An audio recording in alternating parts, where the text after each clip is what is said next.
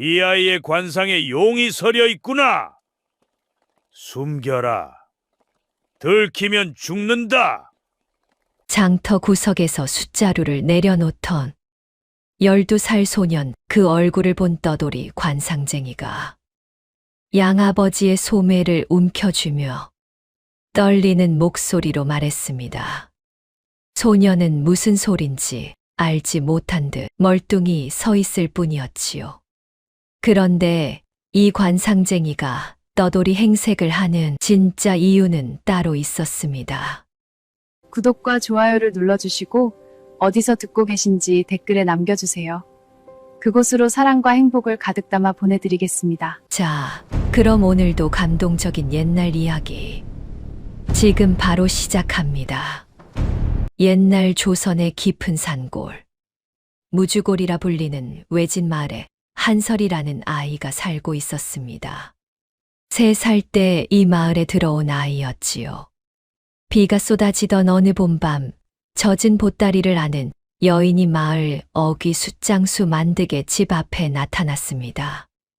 여인의 품에는 울음도 멈춘 채 축 늘어진 아이가 안겨 있었지요. 만득이 문을 열었을 때 여인은 무릎부터 꺾였습니다. 이 아이를 살려 주십시오. 여인의 목소리는 쉬어 있었고 행색은 며칠을 꼬박 달려온 사람의 것이었습니다. 신발은 해저발이 드러나 있었고 저고리 어깨 쪽은 무엇에 긁힌 듯 찢겨 있었지요. 그러나 그 초라한 몰골에도 여인의 눈빛만은 흐리지 않았습니다. 만득은 문턱에 선 채 여인을 내려다보았습니다. 무뚝뚝한 사람이었지만 비 맞은 아이를 보고 외면할 마음은 없었지요. 사정이 무엇이오? 여인은 고개를 들지 못한 채 대답했습니다. 묻지 말아 주십시오. 아이가 누구인지, 왜 쫓기는지 아무것도 묻지 마십시오. 그래야 이 아이도 어르신도 안전합니다. 만득은 한참 동안 말이 없었습니다. 비는 점점 거세졌고 아이의 숨소리만 가늘게 이어지고 있었지요. 그때였습니다. 아이가 눈을 떴습니다. 축 늘어져 있던 작은 몸이 미세하게 움직이더니 까만 눈동자가 만득을 올려다보았지요. 3살짜리 아이의 눈이었습니다. 만득의 입에서 한마디가 나왔습니다. 안으로 들어오시오. 그것이 시작이었습니다. 여인은 그 밤 아이의 품 안에 삼배 쪽지 하나를 밀어넣고 새벽이 오기 전에 떠났습니다. 만득은 약속한 대로 묻지 않았지요. 쪽지에 무엇이 쓰여 있는지도, 여인이 어디로 갔는지도, 아이의 이름만 물었습니다. 한설이라 하옵니다. 여인이 그 말을 남기고 사라진 뒤 만득은 아이를 안아 아궁이 곁에 누였습니다. 그리고 그날 밤 숯가마 입구 기둥에 칼로 가로 금 하나를 그었지요. 아이의 키 높이만큼. 그렇게 한설의 삶은 시작되었습니다. 무주골은 산이 깊어 해가 늦게 뜨고 일찍 지는 곳이었습니다. 마을이라 해봐야 초가집 10채 남짓 옹기종기 모여있는 작은 골짜기였지요. 만득은 그 마을에서 숯을 구워 장에 내다 파는 숯장수였습니다. 혼자 사는 사람이었지요. 아내도 없고 자식도 없이 숯가마 하나를 벗삼아 살아온 사람이었습니다. 그런 만득에게 느닷없이 아이가 하나 생긴 셈이었지요. 아이를 키우는 법 같은 것은 알 리가 없었습니다.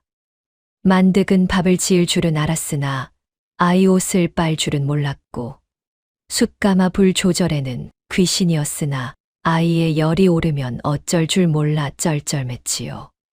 그래도 만득은 제 방식대로 한설을 키웠습니다. 말이 없는 대신 손이 부지런했지요. 새벽에 일어나 먼저 아이의 이불부터 여미고 자기 밥을 퍼주리면서 아이 그릇은 한 숟갈 더 눌러 담았습니다. 겨울에 아이가 추워할까봐 속옷 대신 제 저고리를 벗어 덮어주고 자신은 숯가마 곁에서 불을 쬐며 잠들곤 했지요. 한설이 5살이 되었을 때 마을 아이들 사이에서 처음으로 놀림을 받았습니다.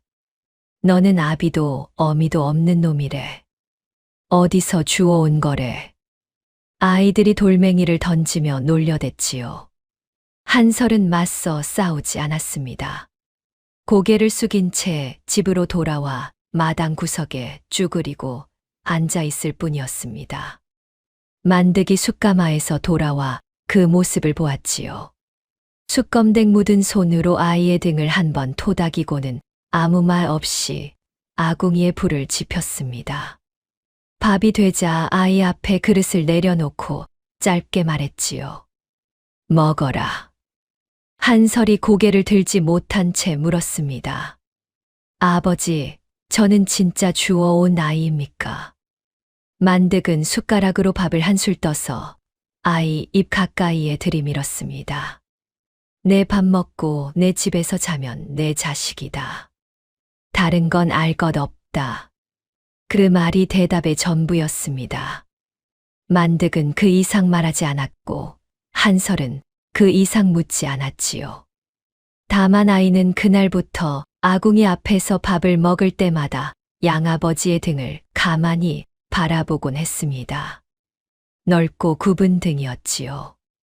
세상에서 가장 말이 없는 사람의 등이 세상에서 가장 든든한 울타리였다는 것을 아이는 아직 말로 표현할 줄 몰랐습니다.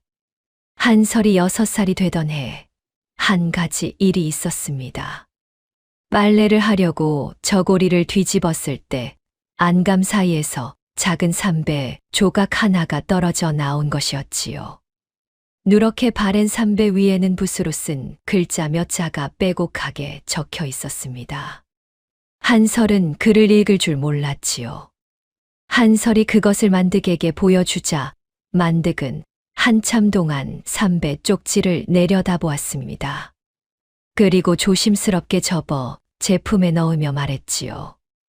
이것은 내 어미가 남긴 것이다. 내가 클 때까지 내가 맡아두마.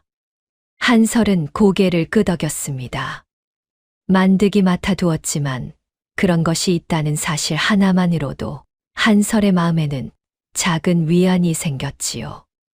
어딘가에 자기를 낳아준 사람이 있었다는 증거 같았습니다.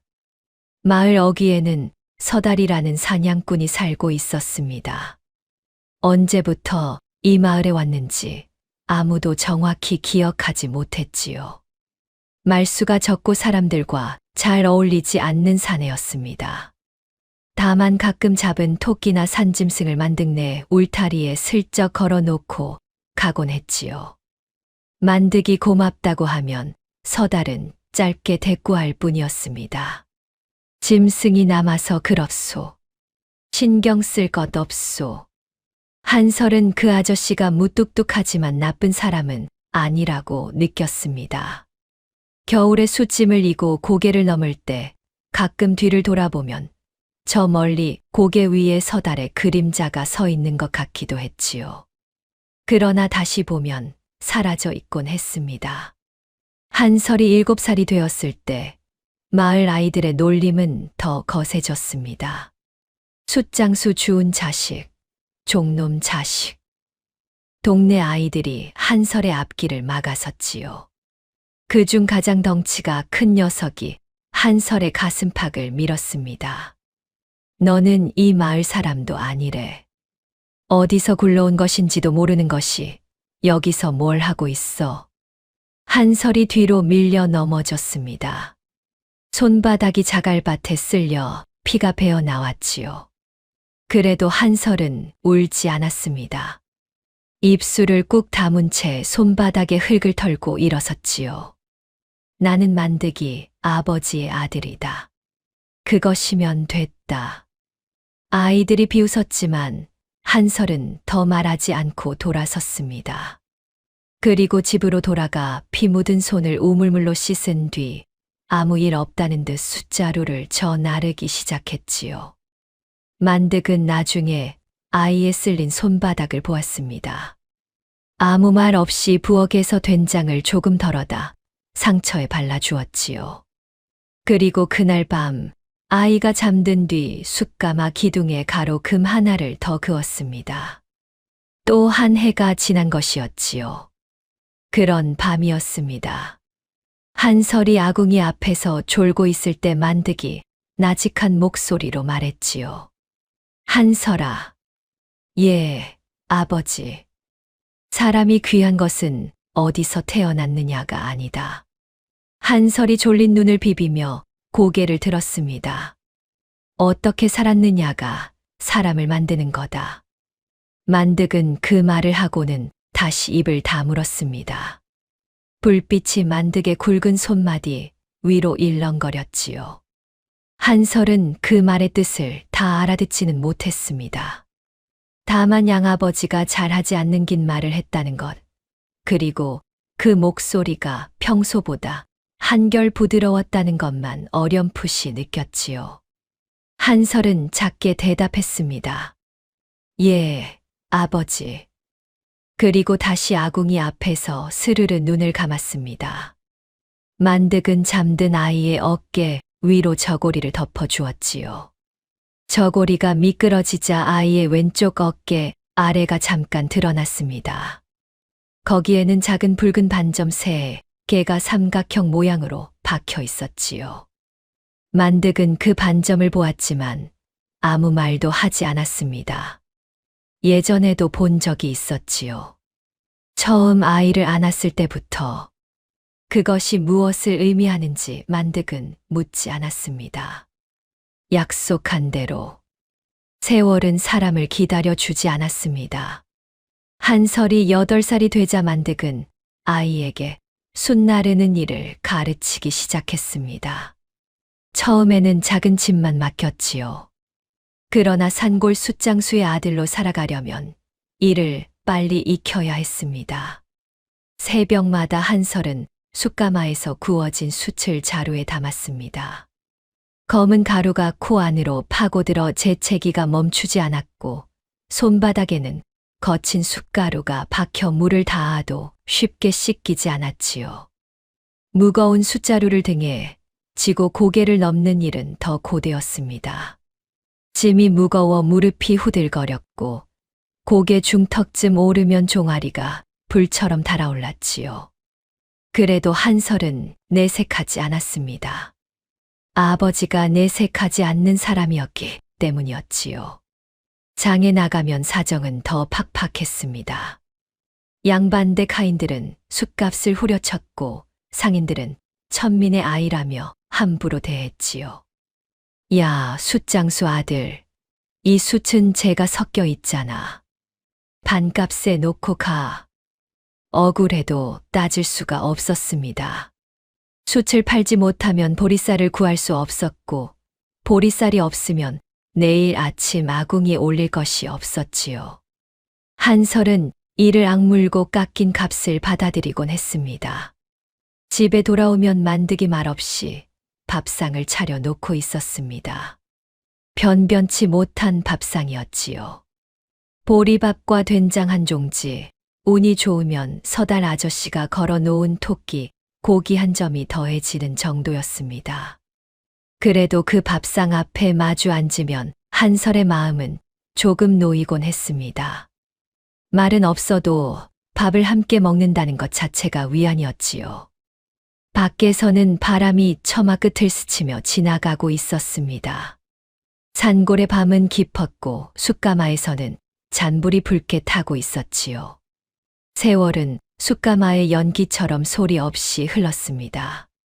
한설은 9살이 되고 10살이 되었지요.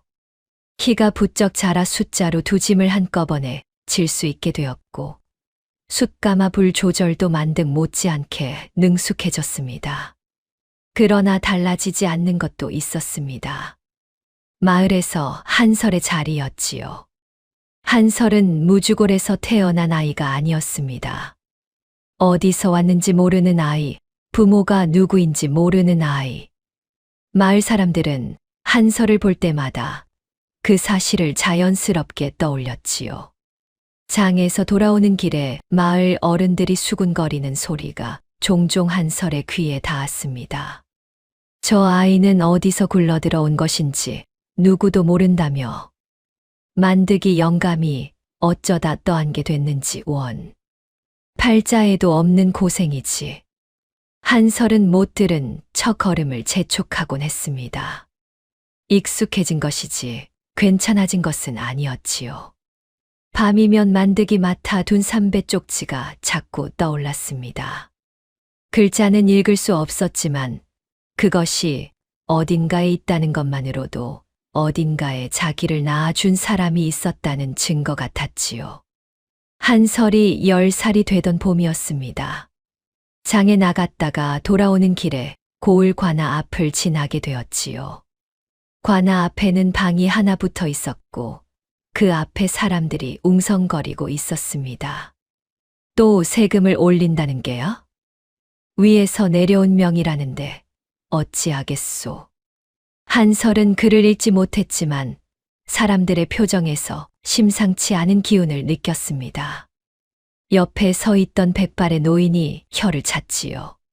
한양의 영의정 대감이 나라를 쥐락펴락한다더니 백성 등골까지 빼먹는 개로구나. 쉿! 그런 말 함부로 하다간 큰일 납니다. 한설은 그때 영의정이라는 말을 처음 들었습니다. 한양이 어디인지도 영의정이 무엇을 하는 사람인지도 잘 몰랐지요. 다만 그 이름 앞에서 사람들이 목소리를 낮추고 고개를 돌린다는 것만 눈에 담아 두었습니다. 그날 밤 한설이 만득에게 물었습니다. 아버지, 영의정이 무엇입니까? 만득은 숯가마에 장작을 넣다가 잠시 손을 멈추었습니다. 나라에서 제일 높은 벼슬아치다. 그 사람이 나쁜 사람입니까?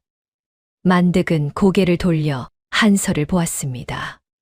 그리고 천천히 장작을 밀어 넣으며 대답했지요. 높은 자리에 있는 사람이 다 좋은 사람은 아니다. 그것만 알아두어라. 만득은 그 이상 말하지 않았습니다. 눈빛이 잠시 흔들렸지만 한설은 그것을 알아채지 못했지요. 한설이 11살이 되던 겨울이었습니다. 유난히 추운 겨울이었지요. 눈이 무릎까지 쌓이고 바람이 뼈를 파고들었습니다. 숫수요는 늘었지만 산에서 나무를 베어오는 일이 더 힘들어졌지요. 그해 겨울 마을에 떠돌이 한 무리가 들어왔습니다. 한양에서 쫓겨난 사람들이라고 했지요. 남루한 행색의 아이들까지 데리고 있었습니다. 마을 사람들은 쉽게 문을 열어주지 않았습니다. 먹을 것도 넉넉하지 않은 산골에서 낯선 사람을 들이기가 쉬운 일은 아니었지요. 한설은 그 떠돌이들이 마을 어귀에 웅크리고 앉아 있는 것을 보았습니다. 아이 하나가 한설과 눈이 마주쳤지요. 코가 빨갛게 얼어 있었고 입술은 파랗게 질려 있었습니다. 한설은 집으로 뛰어 들어가 보리밥 한 덩이와 된장 한 줌을 싸 가지고 나왔습니다. 제 끼니를 덜어낸 것이었지요. 이거 먹어. 한설이 내밀자 아이가 두 손으로 받아들었습니다. 아이의 어미가 허리를 굽혀 몇 번이고 절을 했지요. 고맙습니다. 정말 고맙습니다. 한설은 괜히 쑥스러워 고개를 돌렸습니다. 그런데 돌아서는 순간 마을 어귀 나무 뒤에서 서달이 서 있는 것이 눈에 들어왔지요. 서달은 한설과 눈이 마주치자 아무 말 없이 고개를 돌렸습니다. 그리고 천천히 자기 오두막 쪽으로 걸어갔지요. 한설은 그 뒷모습이 묘하게 걸렸지만 곧 잊었습니다. 이튿날 떠돌이 가족의 움막 앞에 토끼 2마리가 매달려 있었습니다. 누가 놓고 갔는지 아무도 모른다고 했지요. 한설은 서달 아저씨의 솜씨라는 것을 직감적으로 알았지만 묻지 않았습니다. 서달이라는 사람은 알면 알수록 묘한 구석이 있는 사내였습니다. 사냥꾼이라고는 했지만 사냥만 하는 것 같지는 않았지요. 마을에 낯선 사람이 들어오면 가장 먼저 알아채는 것도 서달이었고 고개 너머에서 무슨 일이 벌어지는지 귀신같이 꿰고 있는 것도 서달이었습니다. 한 번은 한설이 뒷산에서 나무를 하다가 낯선 사내들과 마주친 적이 있었습니다. 사내들은 한설을 보더니 다가오며 물었지요. 꼬마, 이 마을에 3살 때 데려온 아이가 있다는 소문을 들었는데 아느냐? 한설의 등줄기에 찬 기운이 스쳤습니다. 본능적으로 무언가 위험하다는 것을 느꼈지요. 대답을 머뭇거리는 사이 어디선가 나뭇가지 밟히는 소리가 크게 났습니다. 사내들이 고개를 돌린 순간 숲 사이로 서달이 모습을 드러냈지요. 어깨에 사냥화를 걸친 서달은 사내들을 가만히 내려다보았습니다. 이 산은 내 사냥터요. 무슨 볼일이 있소? 서달의 목소리는 낮았지만 어딘가 모르게 사내들을 움츠러들게 만드는 힘이 있었습니다. 사내들은 서로 눈짓을 교환하더니 투덜거리며 돌아갔지요. 한설이 물었습니다. 아저씨, 저 사람들이 누구였습니까? 서달은 사내들이 사라진 쪽을 한참 바라보다가 짧게 대답했습니다. 모르는 사람한테 함부로 대꾸하지 마라. 알겠느냐? 예. 한설은 고개를 끄덕였습니다. 서달은 그 말을 끝으로 성큼성큼 숲속으로 사라졌지요. 한설은 그때 서달의 걸음걸이가 사냥꾼의 것이 아니라 군졸의 것과 닮아 있다는 생각을 문득 했습니다. 그러나 그것은 스쳐 지나가는 생각이었을 뿐이었지요. 떠돌이들에게서 한양 소식이 조금씩 흘러 들어왔습니다. 한설은 귀를 기울이지 않을 수 없었지요. 영의정이 또 충신 한 명을 역적으로 몰아 죽였다 하더이다. 이 빠른 소리 한 번 했다가 온 가족이 멸문당했다오. 임금님은 계시지만 안 계신 것과 마찬가지라니까. 떠돌이들의 말에 따르면 한양은 공포에 쌓여 있었습니다. 영의정 윤태영이라는 자가 나라를 소나기에 쥐고 흔들고 있었지요. 반대하는 자는 역적으로 몰리고 따르는 자만 벼슬을 얻었습니다.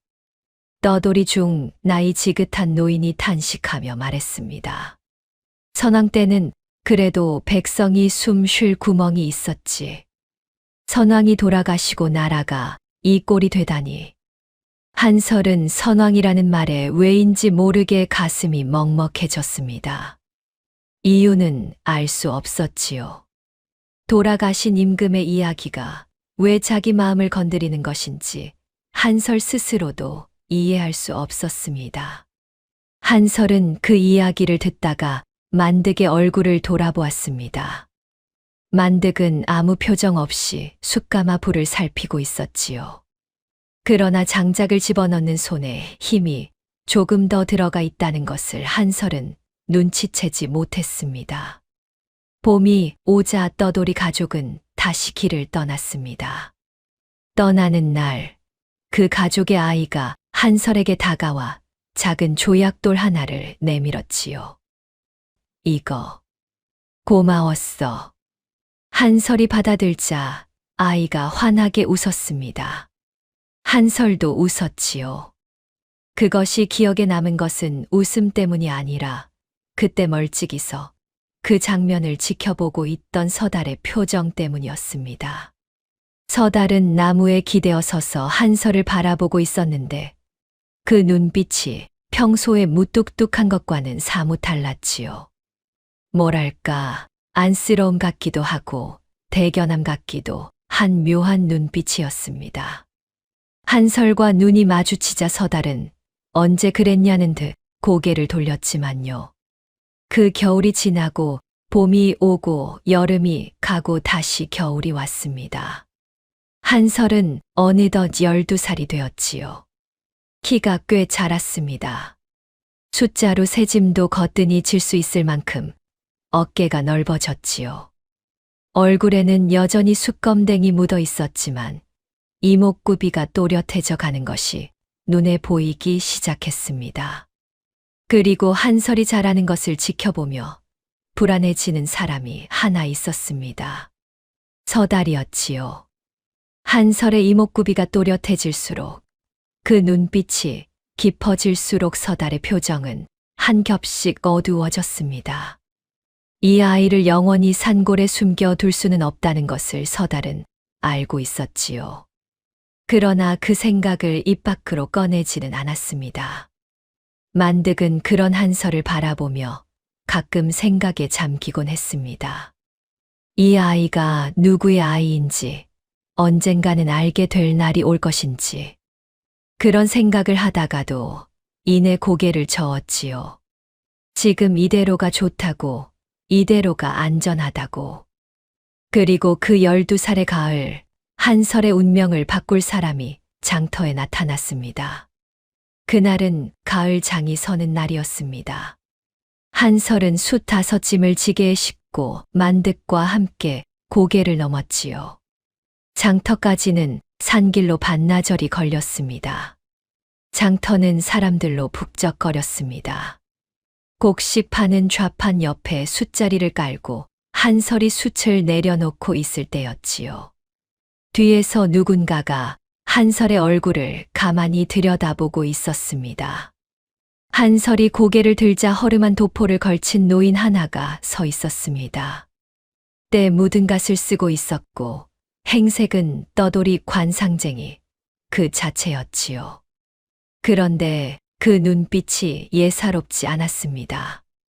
노인의 눈이 한설의 얼굴에서 떠나지 않았습니다. 한참을 바라보던 노인의 입술이 미세하게 떨리기 시작했지요. 그때였습니다.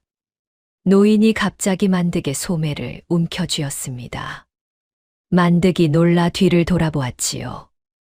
이 아이의 관상에 용이 서려 있구나. 만득의 얼굴이 굳었습니다. 노인은 목소리를 한껏 낮추어 말을 이었지요. 숨겨라. 들키면 죽는다. 한설은 무슨 말인지 알아듣지 못한 채 멀뚱히 서 있을 뿐이었습니다. 주변 상인 몇 명이 고개를 돌려 쳐다보았지요. 또 관상쟁이 영감이 헛소리 하는구나. 숫장순의 아들이 무슨 용이야. 허허. 웃음소리가 번졌지만 노인은 아랑곳하지 않았습니다. 만득의 소매를 쥔 손이 하얗게 질려 있었지요. 만득은 노인을 데리고 장터 구석으로 자리를 옮겼습니다. 한설에게는 짧게 말했지요. 숯 팔고 있어라. 금방 돌아온다. 한설은 고개를 끄덕이고 좌판 앞에 앉았습니다. 아버지와 노인이 담장 뒤로 사라지는 것을 보며 고개를 갸웃거렸지요. 담장 뒤에서 노인은 만득을 마주 보았습니다. 노인의 왼손에는 오래된 칼 상처가 가로로 나 있었지요. 나는 조하끈이라 하오. 9년 전 선왕을 지키지 못한 무신이오. 만득의 눈이 흔들렸습니다. 선왕이라 하셨소. 그렇소. 선왕의 핏줄이 살아있소. 바로 저 아이요. 만득은 한참 동안 입을 다물고 있었습니다. 숨소리만 거칠게 오갔지요. 9년 전 그 밤 유모가 아이를 안고 궁을 빠져나왔소. 그리고 이 산골 어딘가에 아이를 맡겼다는 소문만 남기고 유모는 사라졌소. 만득이 낮게 물었습니다. 유모는 어찌 되었소? 조하끈의 얼굴에 그림자가 내려앉았습니다. 잡혔소. 윤태형의 밀정들에게. 그래서 끝내 입을 열지 않고 죽었소. 아이가 어디 있는지 죽어서도 말하지 않은 것이오. 만득의 두 주먹이 떨렸습니다. 9년 전 비 오던 밤 문 앞에서 무릎을 꿇던 여인의 얼굴이 눈앞을 스쳤지요. 나는 9년 동안 미친 관상쟁이로 위장하고 전국을 떠돌았소. 이 아이를 찾기 위해서. 만득이 고개를 들어 조하끈을 바라보았습니다. 그래서 어쩌자는 거요? 지금 당장은 아무것도 하지 않을 것이요. 아직 때가 아니요. 조하끈은 담장 너머 장터를 바라보았습니다. 한설이 숯을 파는 모습이 보였지요. 다만 한 가지 청이 있소. 아이에게는 아직 아무것도 말하지 마시오. 이 아이가 누구인지 알게 되면 위험해지요. 만득은 한참 동안 말이 없었습니다. 그리고 느리게 입을 열었지요. 나는 9년 전에도 묻지 않겠다고 약속했소. 지금도 마찬가지요. 조화끈이 만득의 눈을 깊이 들여다보았습니다. 이 아이를 잘 지켜주시오. 때가 되면 내가 반드시 돌아오겠소. 때라 함은 이 나라가 이 아이를 필요로 하는 때요. 조화끈의 목소리는 낮았지만 단단했습니다. 만득은 그 눈빛에서 9년이라는 세월의 무게를 읽었지요. 미친 관상쟁이 행세를 하며 전국을 떠도는 것이 어떤 삶이었을지, 그 긴 세월 동안 포기하지 않고 이 아이를 찾아 헤맨 마음이 어떤 것이었을지. 만득이 고개를 끄덕였습니다. 알겠소. 두 사람은 담장 뒤에서 나왔습니다. 조화끈은 장터를 떠나기 전에 다시 한번 한설을 바라보았지요. 숯검댕 묻은 얼굴로 숯을 파는 12살 소년. 선왕의 외아들. 이 나라의 마지막 희망. 조화끈의 눈가가 붉어졌지만 이내 고개를 돌렸습니다. 그리고 사람들 사이로 조용히 사라졌지요. 돌아오는 산길에서 한설이 물었습니다. 아버지, 아까 그 관상쟁이 영감은 무슨 말을 한 겁니까? 만득은 걸음을 멈추지 않았습니다. 미친 영감의 헛소리다. 신경 쓰지 마라. 그런데 아버지 얼굴이 많이 안 좋아 보입니다. 산바람을 쐬서 그렇다. 만득은 더 말하지 않았습니다. 한설은 아버지의 등을 바라보며 걸었지요. 넓고 굽은 등이 오늘따라 더 무거워 보였습니다. 집에 돌아온 뒤에도 만득의 마음은 편치 않았습니다. 숯가마에 불을 넣으면서도 저녁을 차리면서도 자꾸만 생각이 꼬리를 물었지요. 이 아이를 이대로 숨겨야 하는가? 아니면 어딘가 더 깊은 곳으로 데려가야 하는가? 한양의 영의정이라는 자가 아이를 찾고 있다면 이 산골이라고 영원히 안전한 것은 아닐 터. 뒷산에서 낯선 사내들이 한설에게 묻던 일도 떠올랐습니다. 그러나 다른 곳으로 간다 한들 어디가 안전하단 말입니까? 만득은 숫장수였지요. 한양의 일도 궁중의 일도 모르는 사람이었습니다. 그가 할 수 있는 것이라고는 이 아이 곁에서 이 아이를 지키는 것뿐이었지요. 며칠 밤을 뒤척이던 만득은 서달을 찾아갔습니다. 서달은 오두막 앞에서 사냥칼을 갈고 있다가 고개를 들었습니다. 무슨 일이오? 부탁이 하나 있소. 만득은 뜸을 들이다가 입을 열었지요. 혹시 이 산에 낯선 사람이 들어오는 것을 보거든 나에게 알려주시오. 서달의 손이 잠시 멈추었습니다. 사냥칼을 갈던 동작이 아주 미세하게 흔들렸지요. 그러나 고개를 들었을 때 서달의 표정은 평소와 다르지 않았습니다. 무슨 연유요? 장터에서 수상한 관상쟁이를 만났소. 별것 아니겠지만 혹시 모르니까. 서달은 만득을 가만히 바라보았습니다. 그리고 짧게 대답했지요. 알겠소. 만득은 고개를 끄덕이고 돌아섰습니다. 서달은 만득의 뒷모습을 한참 동안 바라보고 있었지요. 만득이 사라진 뒤에도 서달은 오랫동안 자리에 앉아 있었습니다. 사냥칼을 갈던 손이 무릎 위에 놓인 채 미동도 하지 않았지요. 그날 밤이었습니다. 한설이 잠든 뒤 만득은 아궁이 앞에 혼자 앉아 있었습니다. 불빛이 거친 손마디 위로 일렁거렸지요. 만득은 9년 전 그 밤을 떠올렸습니다. 비에 젖은 여인이 문 앞에서 무릎을 꿇던 밤. 이 아이를 살려주십시오라고 말하던 쉰 목소리. 그리고 새벽에 아이의 품에 삼배 쪽지를 넣어주고 떠나던 뒷모습. 그 여인이 잡혀서 고문을 받으면서도 끝내 입을 열지 않고 죽었다는 것을 이제야 알게 되었지요. 만득의 입에서 나직한 말이 흘러나왔습니다. 고마웠소. 그 말은 아무에게도 닿지 않았습니다. 이미 이 세상에 없는 여인에게 보내는 말이었지요. 만득은 잠든 한설의 얼굴을 바라보았습니다. 숯검댕이 묻은 뺨 위로 고요한 숨소리가 오가고 있었지요. 이 아이가 왕의 아들이라는 것. 그것을 알았다고 해서 달라질 것은 없었습니다. 만득에게 한설은 여전히 제 밥을 먹고 제 집에서 자는 제 자식이었지요. 어떻게 살았느냐가 사람을 만드는 거다. 만득은 자기가 한설에게 했던 말을 속으로 되뇌었습니다. 그리고 결심했지요.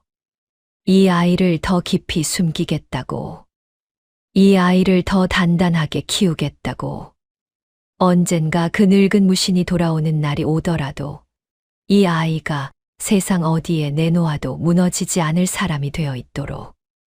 만득은 아궁이에 장작을 하나 더 밀어 넣었습니다. 불꽃이 타올라 어두운 방 안을 환하게 비추었지요. 그 뒤로 만득은 달라졌습니다. 겉으로 드러나는 변화는 아니었지요. 여전히 말이 없고 무뚝뚝한 숫장수였습니다. 그러나 한설을 대하는 태도에 미세한 변화가 생긴 것을 한설은 어렴풋이 느끼고 있었지요. 만득은 한설에게 몸을 쓰는 법을 가르치기 시작했습니다. 숫가마 일이 끝난 저녁이면 뒷마당에서 한설을 앉혀놓고 나무 막대기를 건넸지요. 들어봐라. 아버지, 이게 무엇입니까? 산에서 짐승을 만나거나 도적을 만나면 숫자루만으로는 안 된다.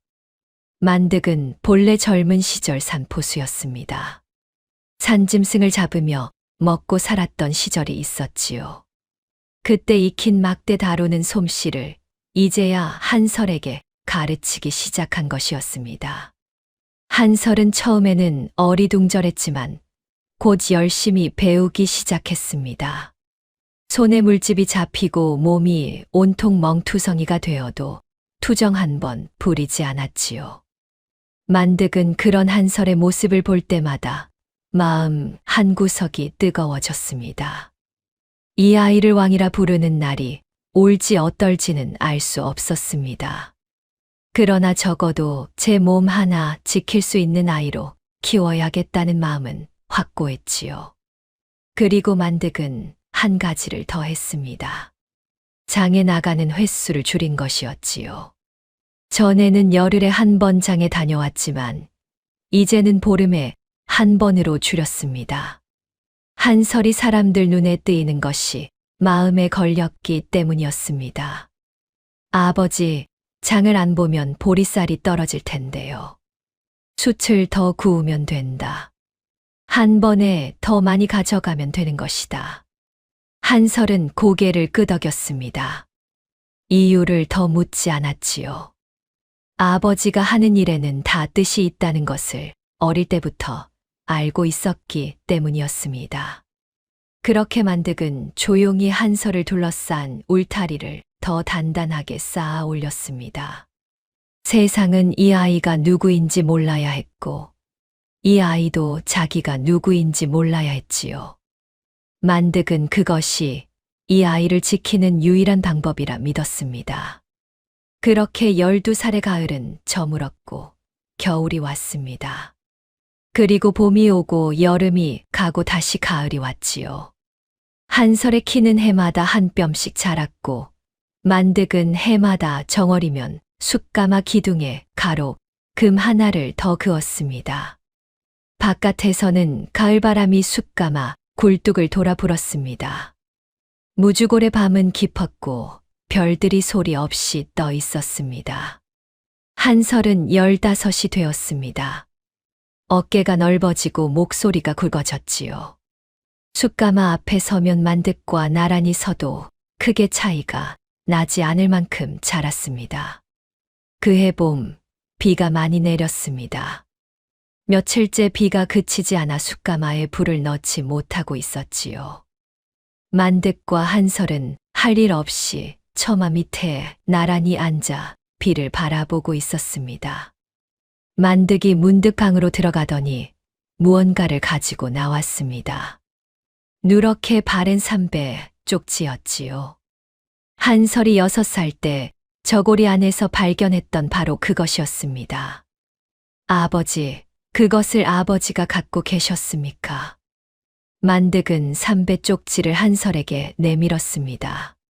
전에 내가 빨래하다가 잃어버릴까봐 내가 맡아두었다. 이제 너도 컸으니 내가 직접 간직해라. 한설이 두 손으로 삼배를 받아들었습니다. 손끝에 닿는 거친 감촉은 어릴 때 느꼈던 것과 똑같았지요. 아버지, 여기에 뭐라고 쓰여 있는지 아십니까? 만득은 잠시 입을 다물었다가 대답했습니다. 나도 글을 모른다.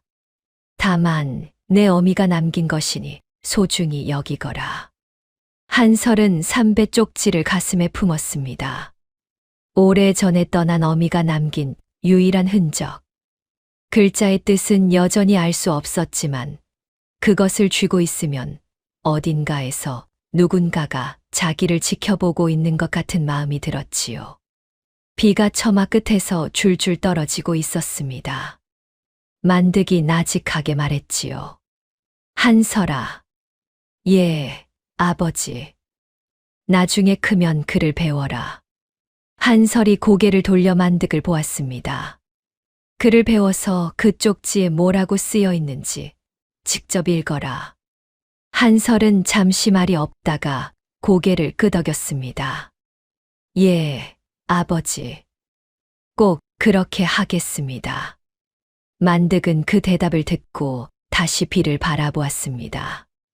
두 사람 사이에 조용한 침묵이 내려앉았지만 그것은 불편한 침묵이 아니었지요. 비 오는 날의 처마 밑 아버지와 아들이 나란히 앉아 있는 풍경. 그것만으로도 충분한 순간이었습니다. 그 무렵부터 한설은 서달에게서 글을 배우기 시작했습니다. 서달이 글을 안다는 것을 안 것은 우연이었지요. 어느 날 서달의 오두막 앞을 지나가다가 서달이 나뭇가지로 땅바닥에 무언가를 쓰고 있는 것을 보았습니다. 한설이 다가가자 서달이 황급히 발로 흙을 밀어 지웠지요. 아저씨, 글을 아십니까? 서달이 멈칫했습니다. 그리고 짧게 대답했지요. 조금. 저에게도 가르쳐 주십시오. 서달은 한참 동안 한설을 바라보았습니다. 거절할 이유를 찾는 듯 했지만 한설의 눈빛이 너무 간절했지요. 결국 서달은 고개를 끄덕였습니다. 해가 질 무렵에 오너라. 다만 남들한테는 말하지 마라. 그날부터 한설은 해 질녘이면 서달의 오두막 앞마당에서 땅바닥에 글씨를 쓰곤 했습니다. 서달은 사냥에서 돌아온 뒤 땅바닥에 한 글자를 쓰고 한설이 따라 쓰게 했지요. 서달의 글씨는 사냥꾼의 거치고는 너무 반듯했습니다. 한설은 그것이 이상하다고 느꼈지만 묻지 않았지요. 서달 아저씨가 묻지 말라는 것은 묻지 않는 것이 한설의 방식이었습니다. 아버지에게 배운 것이었지요. 한설이 16이 되던 봄이었습니다. 장에 나갔다가 큰일을 겪었지요. 숯을 내려놓고 값을 매기고 있을 때 양반댁 자제 셋이 말을 타고 장터를 누비며 떠들고 있었습니다. 그 중 하나가 말에서 뛰어내리더니 한설의 숯 좌판으로 성큼 다가왔지요. 이 숯은 얼마냐? 한 짐의 단량입니다. 양반 자제가 코웃음을 쳤습니다. 비싸구나. 성냥에 5짐을 놓고 가라. 그러면 숯값도 안 됩니다. 양반 자제의 얼굴이 굳어졌습니다. 감히 숫장수 놈이 양반한테 말댔구요? 주변이 조용해졌습니다. 장터 사람들이 눈치를 살피며 한 발씩 물러났지요. 한설의 주먹에 힘이 들어갔습니다. 손톱이 손바닥에 파고들었지요. 그러나 맞서 싸우면 관아에 끌려가는 것은 한설 쪽이라는 것을 알고 있었습니다. 그때 한설의 머릿속에 한 가지 생각이 스쳤지요. 한설은 천천히 허리를 굽히며 말했습니다. 도련님, 이 숯은 참 숯이 아니라 잡수치옵니다. 도련님 댁 화로에는 맞지 않을 것이옵니다. 참숯은 열흘 뒤 장에 나옵니다. 그때 오시면 제가 좋은 것으로 골라드리겠습니다. 양반 자제가 얼떨떨한 표정을 지었습니다. 그리고 옆에 친구에게 물었지요. 잡숯은 안 좋은 거냐? 친구도 숯의 차이 따위는 알 리가 없었습니다. 둘이 고개를 갸웃거리는 사이 한설은 능청스럽게 덧붙였지요. 잡숯을 화로에 넣으시면 연기가 많이 나서 옷의 냄새가 배옵니다. 양반댁에서 쓰실 물건이 아니옵지요. 양반 자제는 코를 찡긋거리더니 돌아섰습니다. 열흘 뒤에 온다. 참숯으로 준비해 둬라. 세 사람이 말을 타고 사라지자 옆 좌판의 상인이 킥킥 웃었습니다. 참수치고 잡수치고 다 같은 수치인데 저놈들이 뭘 알겠어. 재치가 있구나, 내 녀석. 한설은 쓴 웃음을 지었습니다. 이긴 것이 아니라 피한 것이었지요. 그래도 주먹 대신 말로 빠져나왔다는 것에 작은 안도를 느꼈습니다. 그로부터 보름 뒤의 일이었습니다. 한설이 뒷산에서 나무를 하고 내려오는 길이었지요. 산 아래쪽에서 아이의 비명 소리가 들려왔습니다. 한설이 소리가 나는 쪽으로 달려가 보니 마을 아이 하나가 멧돼지에게 쫓기고 있었습니다. 아이는 겁에 질려 울부짖으며 바위 뒤로 숨었지만 멧돼지가 점점 다가오고 있었지요. 이빨이 드러난 멧돼지의 코에서 거친 숨소리가 터져 나왔습니다. 한설은 생각할 겨를도 없이 뛰어들었습니다. 나무하던 도끼를 움켜쥐고 멧돼지 앞을 가로막았지요. 이리 오지 마라. 한설이 도끼를 크게 휘둘렀습니다. 멧돼지가 잠시 멈칫했지만 곧 머리를 낮추고 돌진해 왔지요. 한설의 옆구리를 이빨이 스쳤습니다. 저고리가 찢기고 피부가 긁혀 피가 배어 나왔지요. 한설은 다시 도끼를 치켜들었습니다. 도끼 자루가 멧돼지의 옆구리를 때렸고 멧돼지가 비틀거렸지요. 바로 그때 어디선가 화살 하나가 날아들었습니다. 쉿. 화살이 멧돼지의 뒷다리에 정확히 박혔습니다. 멧돼지가 비명을 지르며 방향을 틀어 숲속으로 사라졌지요. 한설이 숨을 돌리며 뒤를 돌아보았습니다. 산 위쪽 바위 뒤에 서달이 활을 내리고 서 있었습니다. 서달은 한설과 눈이 마주치자 고개만 한번 끄덕이고 소리 없이 숲속으로 사라졌지요. 아이가 바위 뒤에서 나와 한설의 다리를 붙잡고 울었습니다. 형아, 고마워. 형아. 한설은 아이의 등을 토닥이며 말했습니다. 괜찮다. 다 지나갔다. 옆구리에서 피가 흘러 저고리를 적시고 있었지만 한설은 내색하지 않았지요. 아이를 업고 마을까지 내려가는 내내 이를 꽉 다물고 있었습니다. 집에 돌아온 뒤 만득이 찢어진 저고리를 보고 눈을 크게 떴지요. 이놈아, 무슨 일이냐? 멧돼지한테 조금 긁혔습니다. 만득이 저고리를 걷어 올리자 옆구리에 긁힌 상처가 드러났습니다. 깊지는 않았지만 피가 꽤 났지요. 만득은 급히 된장을 덜어 상처에 발라주었습니다. 마을 아이가 쫓기고 있었습니다. 그냥 지나칠 수가 없었습니다. 만득은 한참 동안 아무 말도 하지 않았습니다. 그리고 한설의 어깨를 한번 꽉 쥐었다 놓았지요. 그것이 만득의 방식이었습니다. 걱정도 칭찬도 말 대신 손으로 전하는 사람이었지요. 그 일이 마을에 알려지자 한설을 보는 눈이 조금씩 달라지기 시작했습니다. 멧돼지한테 쫓기던 아이의 어미가 만득네 집 앞에 와서 절을 하고 갔지요. 이 은혜를 어찌 갚겠느냐. 내 덕에 내 아이가 살았다. 한설은 쑥스러워 고개만 긁적거렸습니다. 아무것도 아닙니다. 그날 저녁 한설이 서달의 오두막에 글을 배우러 갔을 때였습니다. 서달이 평소와 다르게 한설의 옆구리 상처를 살피더니 조용히 말했지요. 무모한 짓이었다. 한설이 고개를 숙였습니다. 그래도 가만히 있을 수는 없었습니다. 서달은 한참 한설을 바라보다가 사냥칼을 꺼내 한설 앞에 놓았습니다. 오늘부터 글만 배우지 말고 이것도 배워라.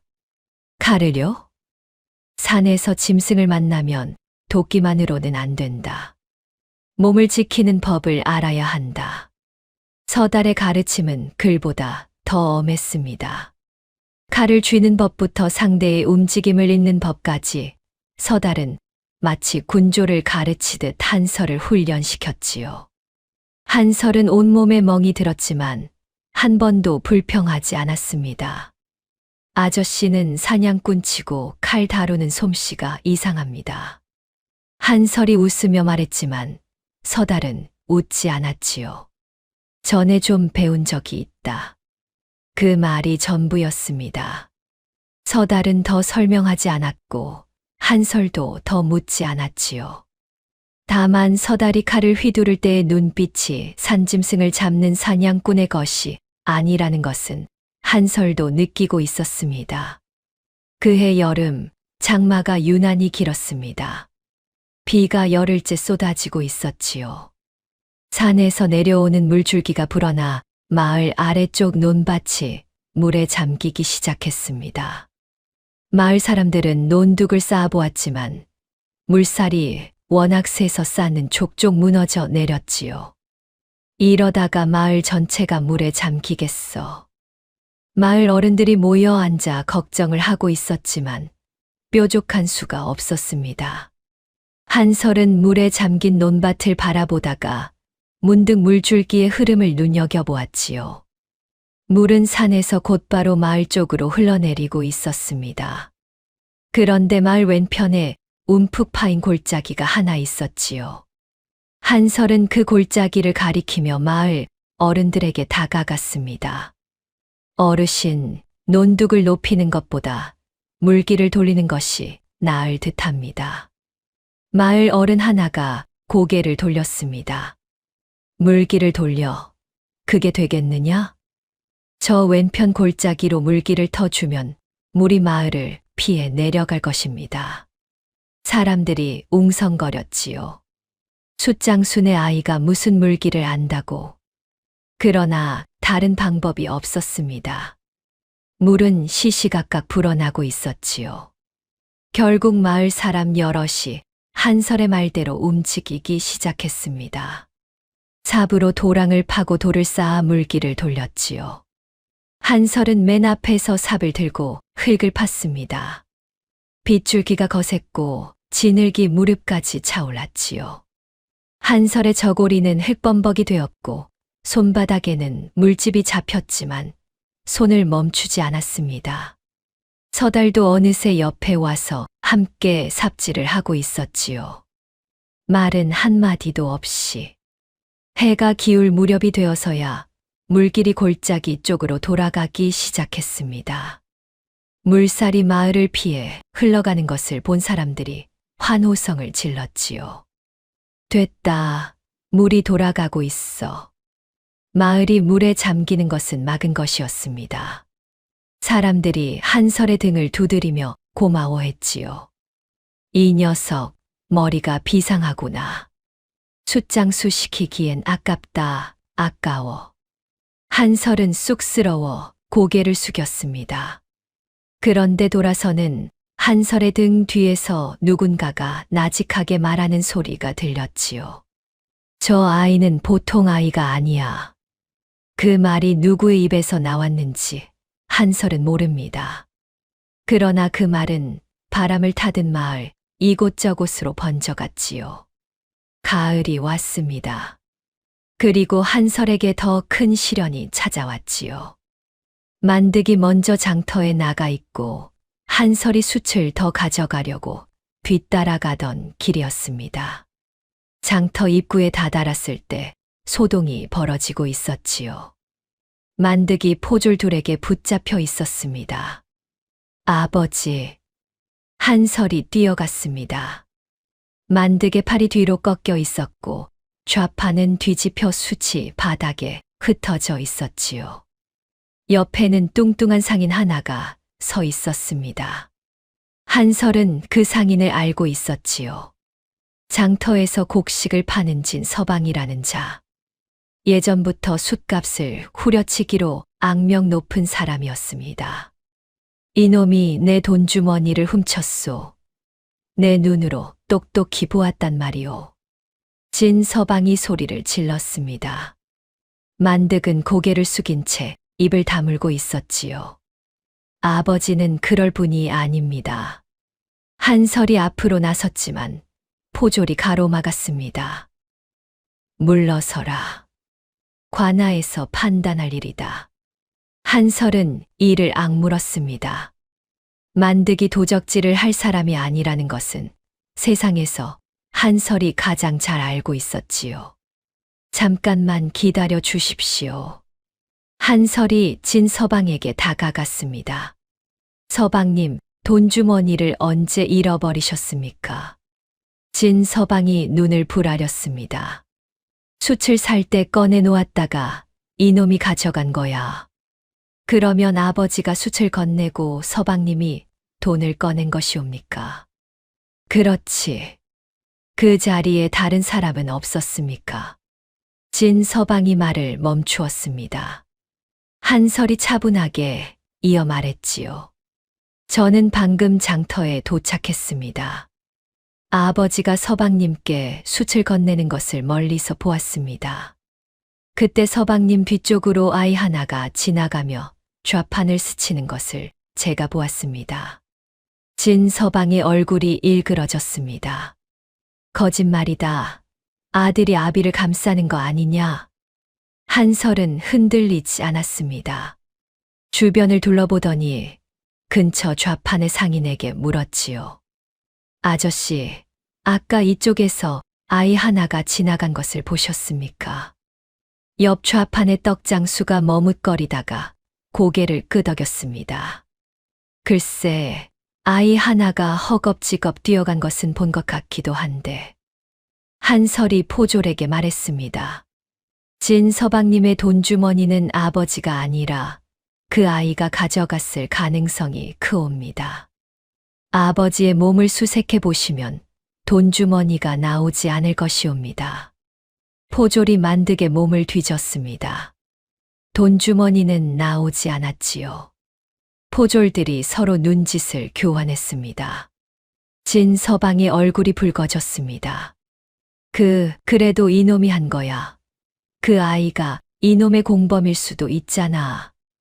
한설이 조용히 말했습니다. 공범이라면 제가 직접 말할 까닭이 없습니다.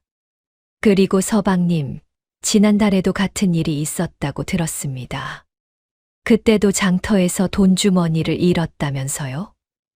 진 서방이 말문이 막혔습니다. 주변 상인들이 수군거리기 시작했지요. 맞아. 진 서방이 지난달에도 숫장수한테 도둑 누명을 씌우려 했잖아. 숫값 후려치더니 이번에는 아예 누명까지. 포졸이 만득의 팔을 풀어주었습니다. 진 서방은 얼굴이 벌개진 채 투덜거리며 자리를 떠났지요. 만득은 풀려난 뒤에도 한참 동안 말이 없었습니다. 흩어진 숯을 주워 담는 한설의 옆에 앉아 같이 숯을 주우면서도 입을 열지 않았지요. 그러다 집으로 돌아가는 산길에서 만득이 한마디 했습니다. 잘했다. 만득에게서 칭찬이라는 것을 들은 것은 한설의 삶에서 처음이었습니다. 한설은 놀라 아버지를 올려다보았지만 만득은 벌써 앞을 보고 걸어가고 있었지요. 한설의 입가에 미소가 번졌습니다. 그 일이 있은 뒤 한설에 대한 마을 사람들의 시선이 조금씩 달라지기 시작했습니다. 전에는 숫장수의 주운 아이라고 수군거리던 사람들이 이제는 한설의 앞에서 제법 고개를 끄덕여 주었지요. 저 아이는 뭔가 다르다니까.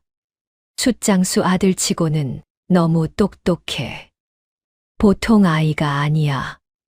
어디서 저런 아이가 굴러 들어왔는지. 그런 말들이 무주골 안팎으로 퍼지기 시작했습니다. 한설은 신경 쓰지 않으려 했지만 마을에서 인정받는다는 느낌이 조금씩 들기 시작한 것도 사실이었지요. 만득은 그런 소문을 들을 때마다 표정 없이 숯가마 불을 살폈습니다. 그러나 속으로는 불안이 자라고 있었지요. 소문이 번지면 번질수록 위험해진다는 것을 만득은 알고 있었습니다. 서달도 마찬가지였습니다. 어느 날 밤 서달이 오두막 앞에서 달을 바라보고 있을 때 한설이 다가왔지요. 아저씨, 오늘도 글을 배우러 왔습니다. 서달은 한설의 얼굴을 바라보다가 문득 물었습니다. 한설아, 너는 이 산골에서 이대로 살고 싶으냐? 한설이 잠시 생각하다가 대답했습니다. 아버지가 계신 곳이 제가 있을 곳입니다. 서달은 아무 말 없이 고개를 돌렸습니다. 달빛이 서달의 눈가를 비추었는데 그 눈빛이 묘하게 젖어 있는 것 같았지요. 한설은 그것을 보았지만 묻지 않았습니다. 한설이 글을 배운 지 1년쯤 되었을 무렵 3배 쪽지의 글자를 겨우 읽을 수 있게 되었습니다. 그러나 쪽지에 쓰인 내용을 모두 이해하기에는 아직 부족했지요. 한자가 섞여 있었고 글투가 생소했기 때문이었습니다. 한설은 그것을 서달에게 보여줄까 망설이다가 그만두었지요. 어미가 남긴 유일한 것이었습니다. 남에게 보여주기가 꺼려졌지요. 그 무렵 한설은 마을에서 처음으로 제 자리를 찾은 듯한 기분을 느끼고 있었습니다. 장터에서 사람들이 한설을 보면 먼저 인사를 건넸지요. 숯을 사러 오는 사람도 부쩍 늘었습니다.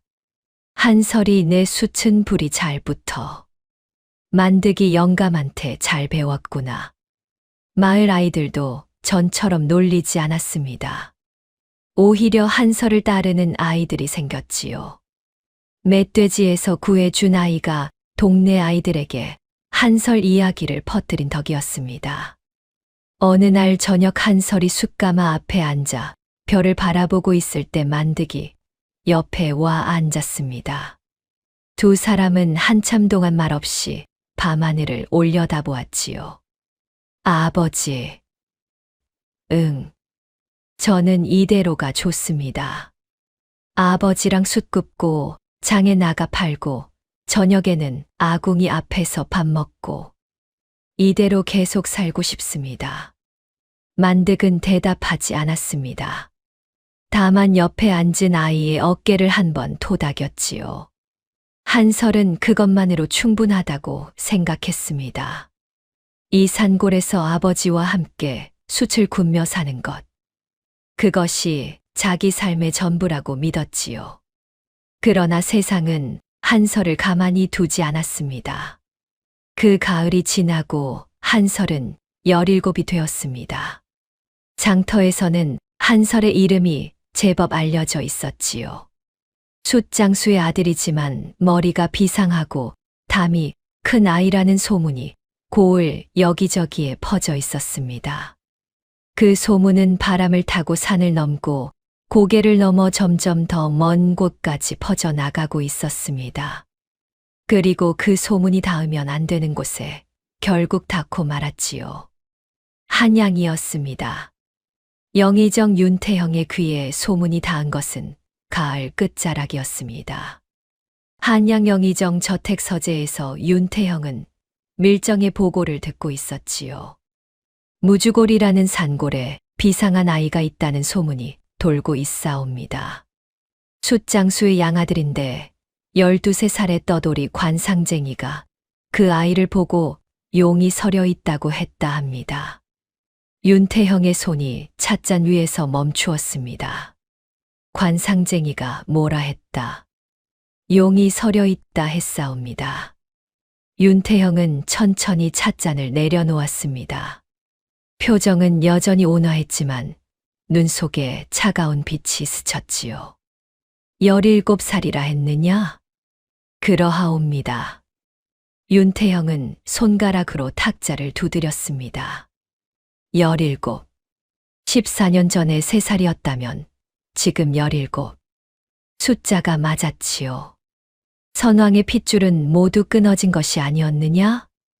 대감의 명으로 보낸 자가 아이를 처리했다고 보고를 올렸사옵니다.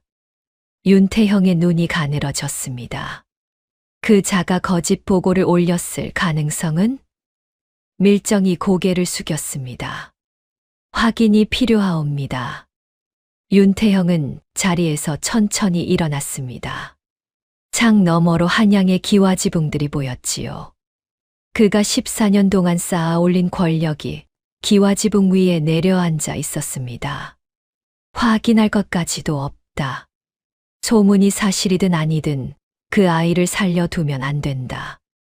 윤태형의 목소리는 낮았지만 서리처럼 차가웠습니다. 우선 그 숫장수를 잡아들여라. 역적과 내통한 혐의면 충분할 것이다. 숫장수를 잡으면 아이가 도망칠 수 있사옵니다. 도망치게 둬라.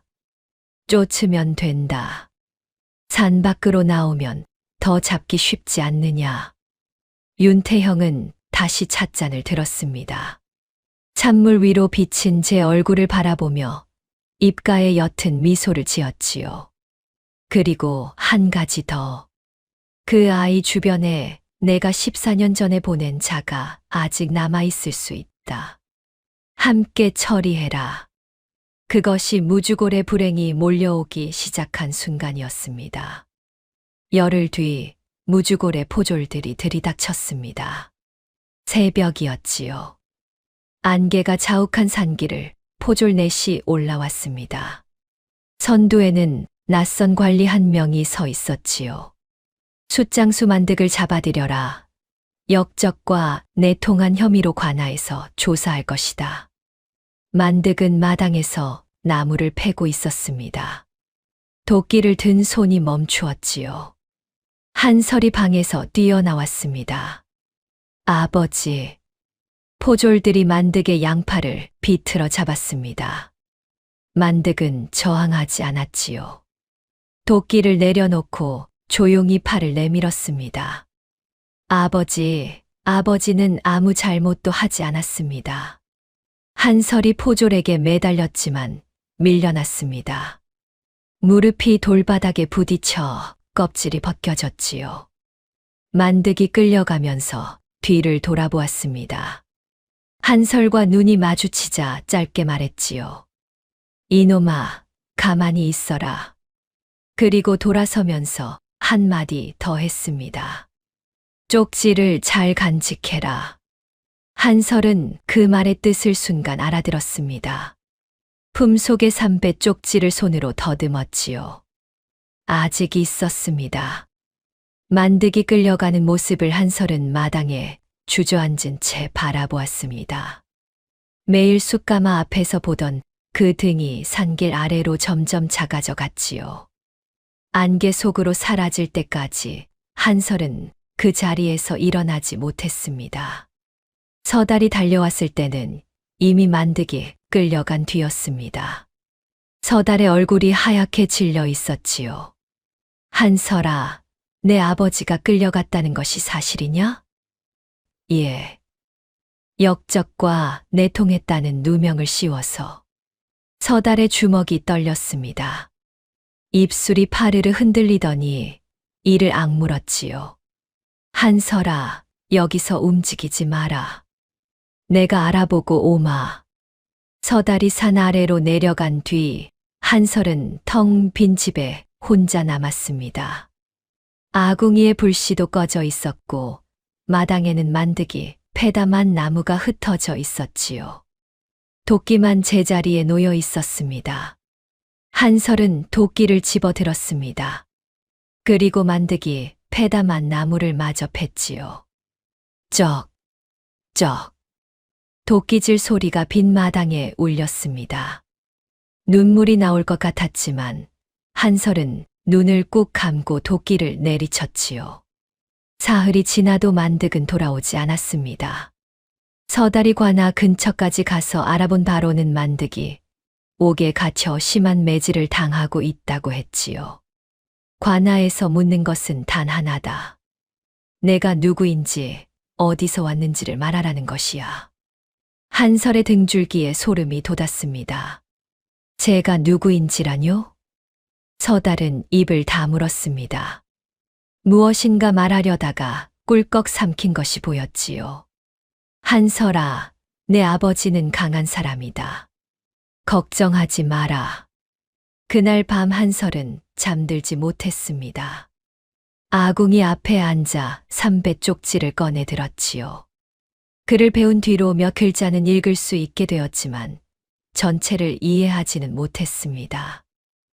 왕, 설, 살려.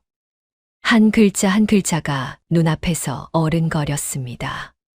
왕, 무슨 왕? 한설은 고개를 가로저었지요. 피곤해서 눈이 흐려진 것이라 생각했습니다. 닷새째 되는 밤이었습니다. 한설이 잠든 사이 문이 열렸습니다. 기척도 없이 검은 옷의 사내둘이 방 안으로 들어왔지요. 자객이었습니다. 한설은 본능적으로 눈을 떴습니다. 어둠 속에서 번쩍이는 칼날이 눈에 들어왔지요. 한설이 옆으로 굴러 칼을 피했습니다. 칼이 바닥을 내리쳤고 나무 마루가 쩍 갈라졌지요. 도망치지 마라.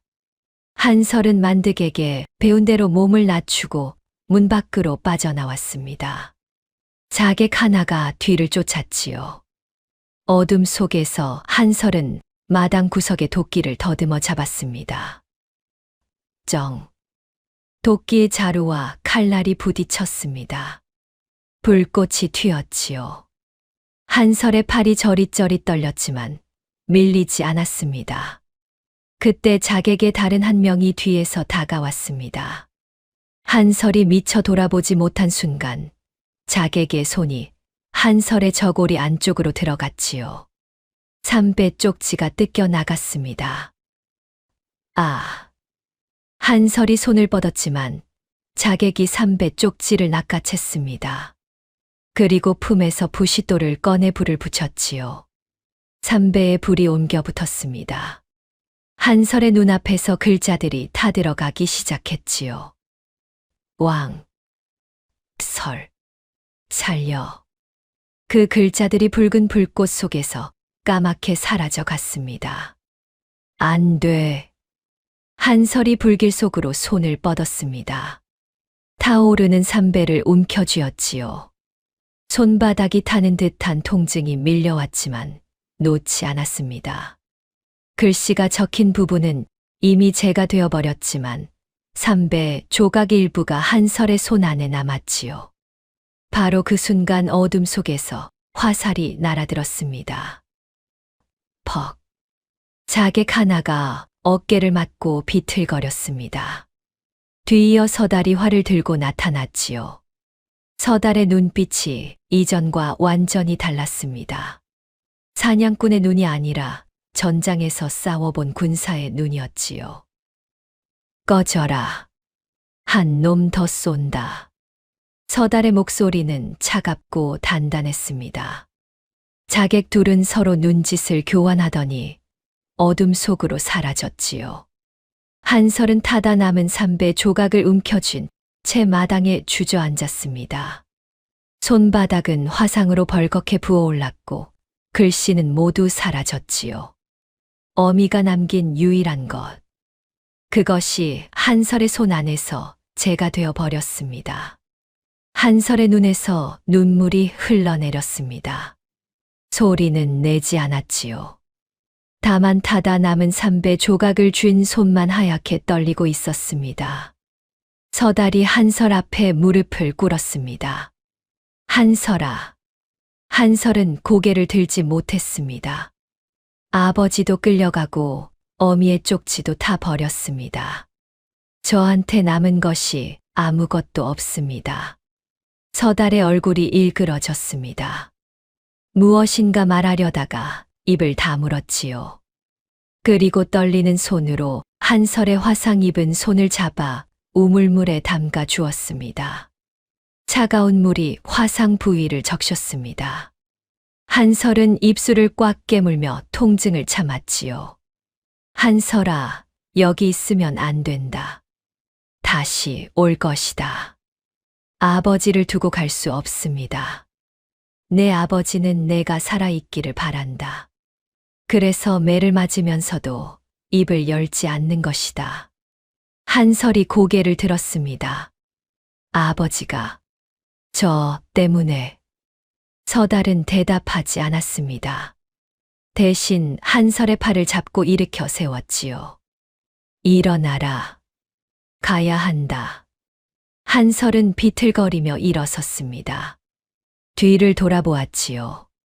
빈집 꺼진 아궁이, 마당에 흩어진 장작, 그리고 저 멀리 숯가마에 검은 그림자. 한설은 타다 남은 삼배 조각을 품에 넣었습니다. 그리고 서달을 따라 어둠 속으로 걸음을 옮겼지요. 뒤에서 바람이 불어 빈집의 문이 삐걱거렸습니다. 마당 위로 달빛만 차갑게 내려앉고 있었습니다. 서달은 한설을 데리고 산 깊은 곳에 외딴 움막으로 갔습니다. 사냥할 때 쓰던 임시 거처였지요. 움막 안에는 아무것도 없었습니다. 바닥에 낙엽이 깔려 있었고 지붕 틈으로 달빛이 새어들었지요.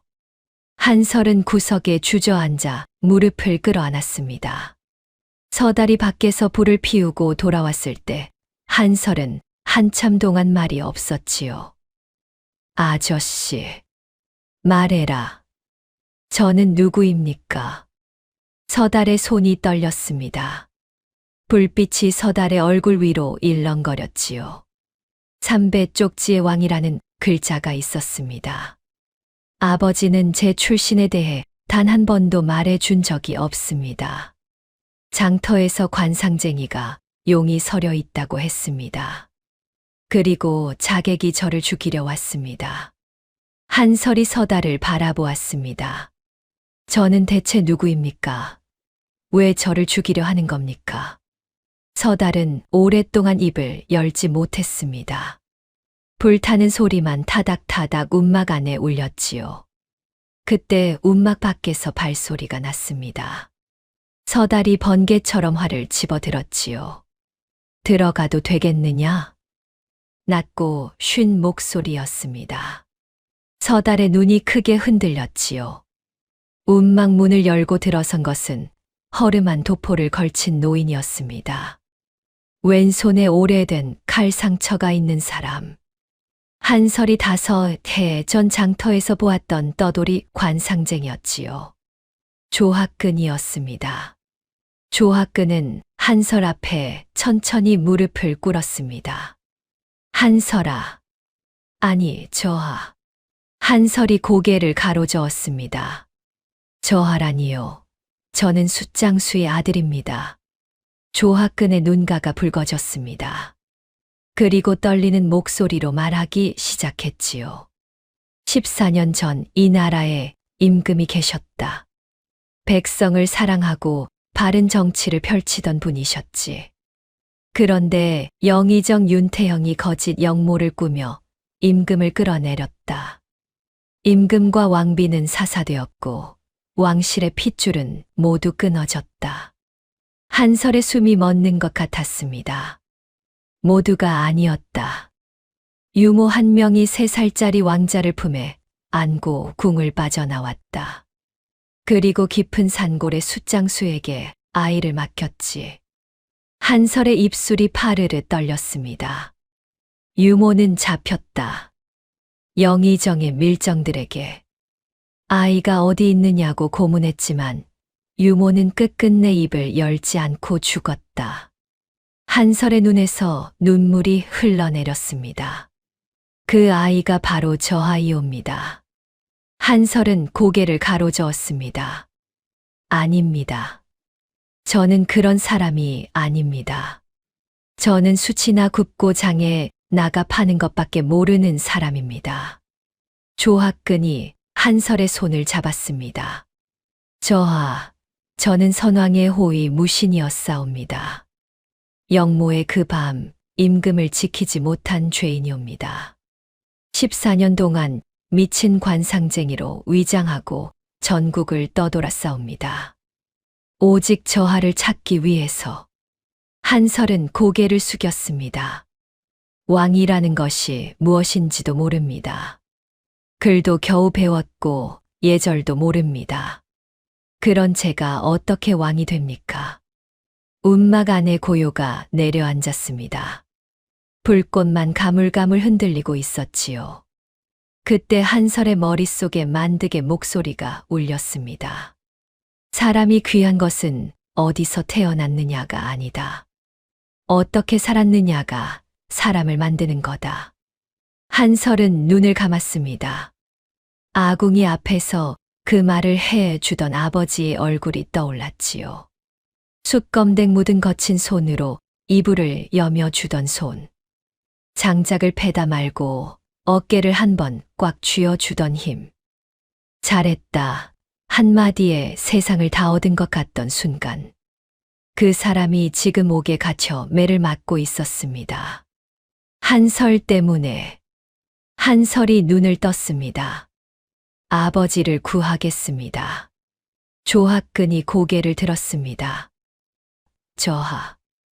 왕이 되겠다는 것이 아닙니다.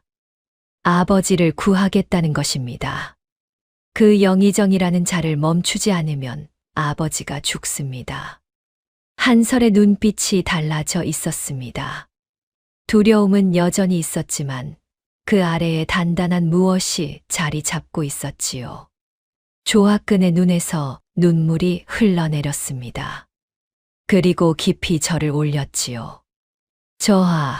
저는 14년을 기다렸사옵니다. 한설이 고개를 저었습니다. 절하지 마십시오. 이 늙은이의 목숨을 걸고 저하를 보증하겠사옵니다. 저하는 이 나라의 임금이시옵니다. 한설은 조학근을 일으켜 세웠습니다. 저를 믿어주시는 것입니까? 14년 전에도 믿었고 지금도 믿사옵니다. 한설은 한참 동안 조학근을 바라보았습니다. 14년을 미친 관상쟁이로 살면서 포기하지 않은 사람. 아무도 믿지 않는 것을 혼자 믿고 걸어온 사람. 한설의 눈가가 뜨거워졌습니다. 태어나서 처음으로 자기 존재를 온전히 인정받는 순간이었지요. 서달이 조용히 입을 열었습니다.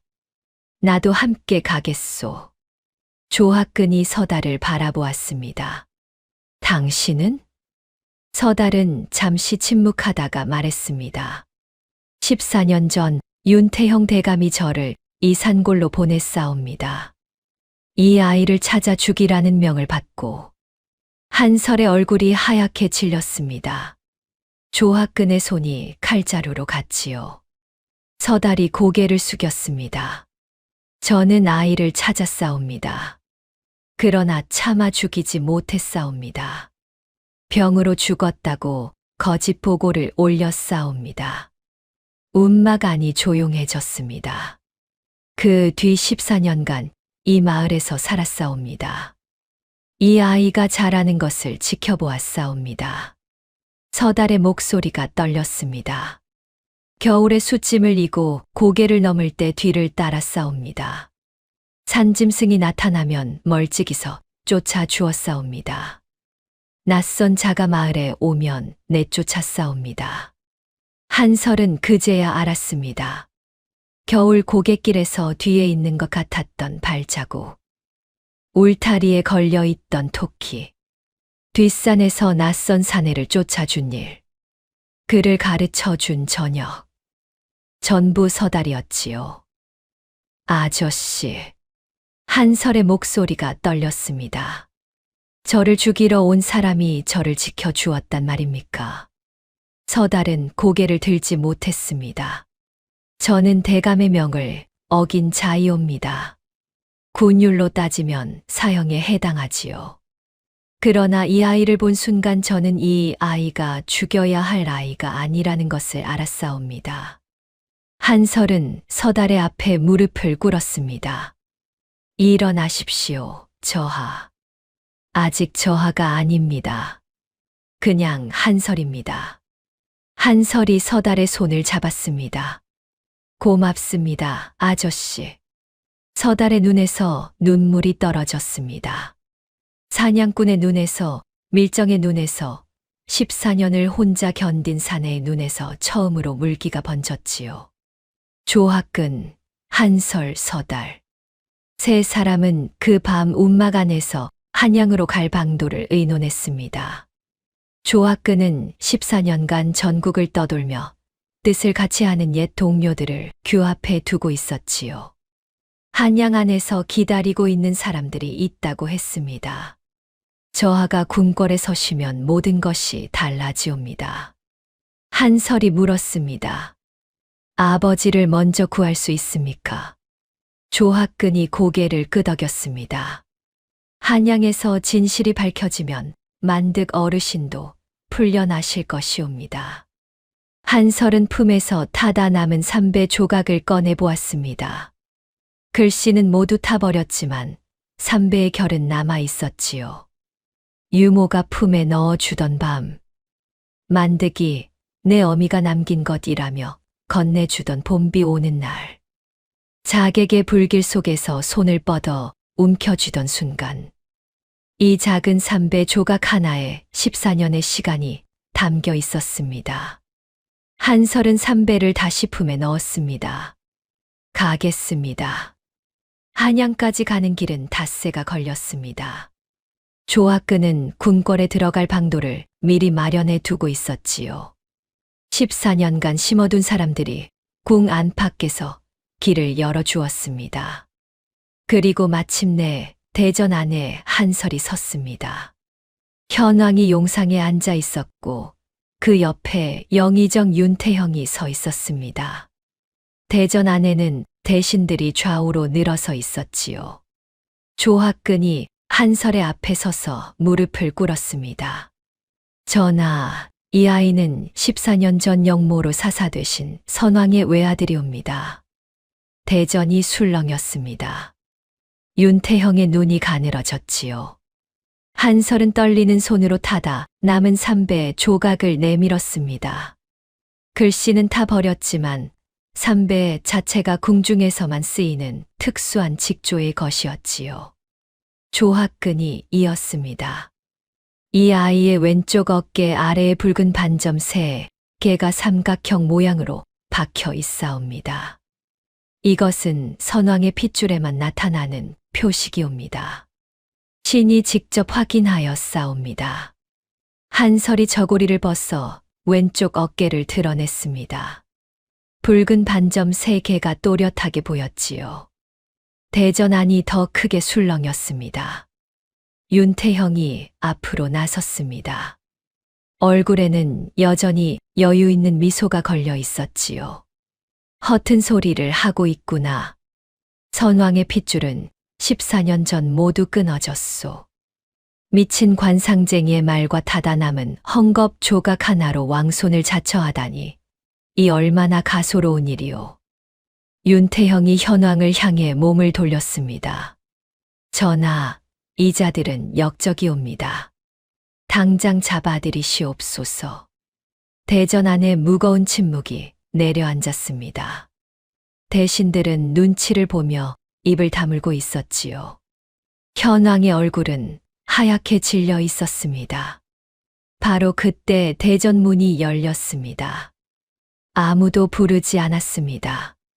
군관들이 가로막으려 했지만 들어오는 사람을 보고 멈칫했지요. 서달이었습니다. 한양에 도착한 뒤 조학근과 따로 움직이기로 한 것이었지요. 조학근이 대전에서 시간을 벌고 있는 동안 서달은 영의정 저택에서 밀명서를 찾아내기 위해 별도로 행동하고 있었습니다. 다부진 체격에 무표정한 얼굴. 서달은 대전 한가운데를 걸어 현왕 앞에 무릎을 꿇었습니다. 윤태형의 얼굴이 순간 굳었습니다. 산골에 묻어두었던 비밀을 아는 유일한 자가 조정 한복판에 서 있었으니까요. 이 자는 역적과 한패인 자이옵니다. 끌어내시오. 윤태형이 소리쳤습니다. 그러나 서달은 움직이지 않았지요.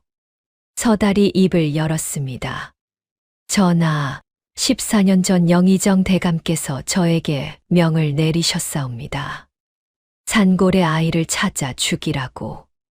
대전이 얼어붙었습니다. 저는 그 명을 따르지 못했사옵니다. 아이가 죽었다고 거짓 보고를 올리고 14년간 그 아이 곁에서 살았사옵니다. 윤태형의 얼굴이 일그러졌습니다. 자기가 직전에 핏줄은 모두 끊어졌다. 고 자신만만하게 말한 것이 역으로 돌아왔지요. 핏줄이 끊어진 것이 확실하다면 왜 밀정까지 보내 죽이려 했느냐는 증거가 되는 것이었습니다. 이 자의 말은 거짓이요. 나는 그런 명을 내린 적이 없소. 윤태형이 소리를 높였지만 목소리가 떨리고 있었습니다. 서달이 품에서 접힌 문서 하나를 꺼냈습니다. 14년 전 윤태형이 직접 쓴 밀명서였지요. 서달은 만일을 대비하여 그것을 버리지 않고 간직하고 있었던 것이었습니다. 이것은 대감의 친필이옵니다. 문서가 현왕의 앞에 놓였습니다. 대신들이 웅성거렸지요. 현왕은 문서를 내려다보았습니다. 그리고 천천히 고개를 들어 윤태형을 바라보았지요. 14년간 한 번도 영의정에게 거역하지 못했던 허수아비 왕이었습니다. 매일 밤 죄책감에 시달리면서도 입을 열지 못했던 사람이었지요. 현왕의 입술이 떨렸습니다. 그리고 현왕이 입을 열었습니다. 역적은 저 아이가 아니라 경이요. 대전안이 정적에 쌓였습니다. 윤태형의 얼굴이 새하얗게 질렸지요. 현왕이 천천히 자리에서 일어났습니다. 왕관을 벗어 탁자 위에 내려놓았지요. 이 자리는 원래 이 아이의 것이었소. 내가 훔치고 있었을 뿐이요. 그 한마디에 대전안이 무너지듯 술렁였습니다. 대신들이 웅성거리고 군관들이 움직이기 시작했지요.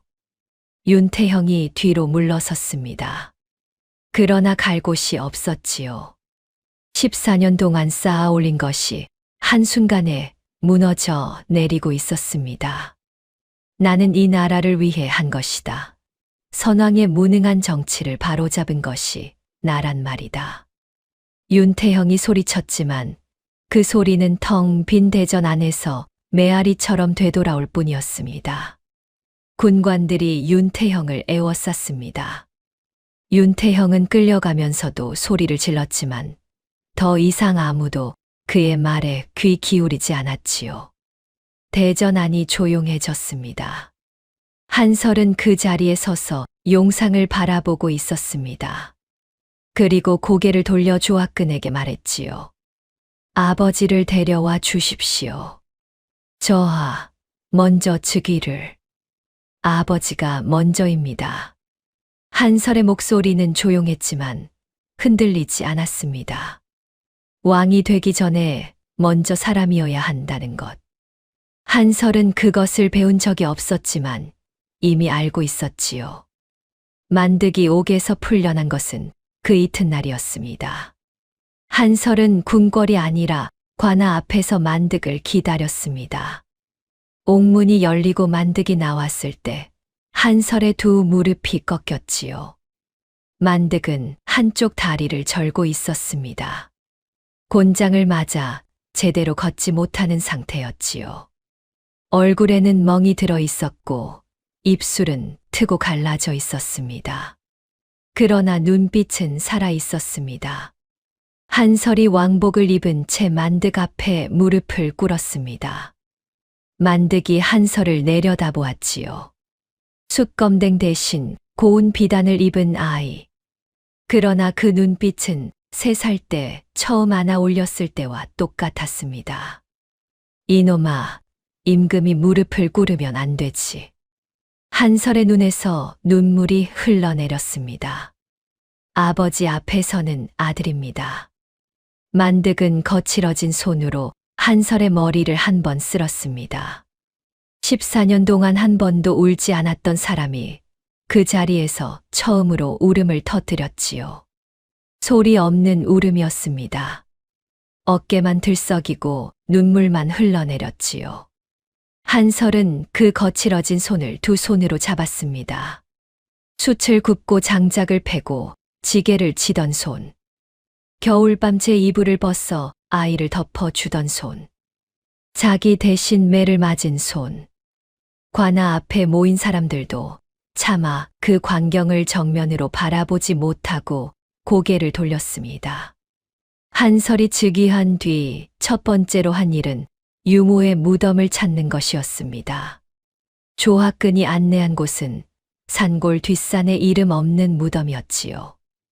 유모는 잡혀서 고문을 당하면서도 저하가 어디 계신지 끝끝내 말하지 않았사옵니다.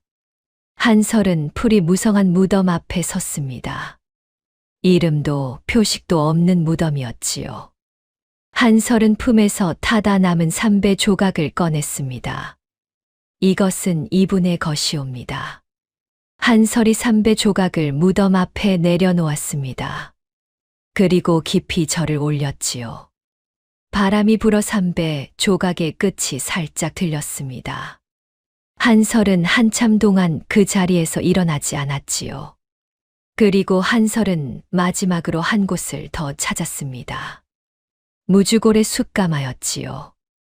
불도 꺼지고 거미줄만 쳐진 빈 가마 안으로 한설이 들어섰습니다. 지붕 틈으로 햇빛이 비스듬히 들어와 가마 바닥을 밝히고 있었지요. 입구 옆 기둥에 눈이 멈추었습니다. 칼로 그은 가로 금이 있었습니다. 하나, 둘, 셋. 한설은 손가락으로 그 금을 하나씩 짚어 올라갔지요. 넷, 다섯, 여섯, 일곱. 맨 아래 금은 3살. 유모가 데려온 그 해. 11, 12, 13, 14. 맨 위 금은 작년. 한설이 떠나기 직전. 14개의 금. 한 줄 한 줄 해마다 하나씩. 매년 정월에 만득이 한설의 키를 재며 조용히 그 어두운 자국이었습니다. 만득은 한 번도 사랑한다 말한 적이 없었습니다. 그를 모르니 편지도 못 썼지요. 그저 해마다 아이의 키를 재고 칼로 한 금 긋고 아무 말 없이 다시 숯을 구웠을 뿐이었습니다. 한설의 손가락이 맨 아래 금에서 맨 위 금까지 천천히 올라갔습니다. 14년이 손끝에 지나가는 동안 한설의 눈에서 눈물이 떨어져 숯검댕 묻은 기둥 위에 자국을 남겼지요. 말 한마디 없었습니다. 울음소리도 없었습니다. 그냥 기둥 앞에 서서 한참을 서 있을 뿐이었지요. 바깥에서는 봄바람이 숯가마 굴뚝을 돌아 불고 있었습니다. 처마 끝에서 새 한 마리가 울었지요. 사람이 귀한 것은 어디서 태어났느냐가 아닙니다. 어떻게 살았느냐가 사람을 만드는 것이지요. 낮은 곳에서도 마음을 잃지 않은 사람에게 세월은 반드시 제 자리를 찾아줍니다. 한설의 삶이 오래도록 우리에게 전하고 있는 이야기이옵니다. 다음 영상을 빠르게 만나보시려면 좋아요와 구독을 눌러주세요. 지금 화면에 나오는 더 재미있는 영상들도 함께 해주세요. 그럼 모두 행복한 하루 보내세요. 감사합니다.